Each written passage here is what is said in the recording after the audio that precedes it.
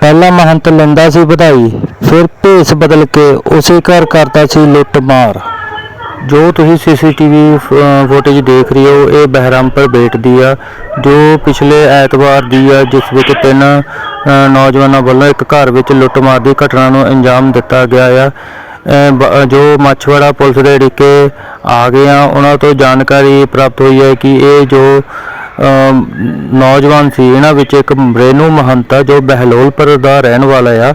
ਕੁਛ ਦਿਨ ਪਹਿਲਾਂ ਇਹ ਇਸੇ ਘਰ ਵਿੱਚ ਵਧਾਈ ਲੈਣ ਆਇਆ ਸੀ ਤੇ ਉਸ ਤੋਂ ਬਾਅਦ ਇਸਨੇ ਨਾਲ ਹੋਰ 2 ਯੁਵਕ ਜਿਹੜੇ ਇਹਦੇ ਨਾਲ ਸੀ, ਜੋ ਮਾਛੀਵਾੜਾ ਸਾਹਿਬ ਦੇ ਦੱਸੇ ਜਾਂਦੇ ਆ।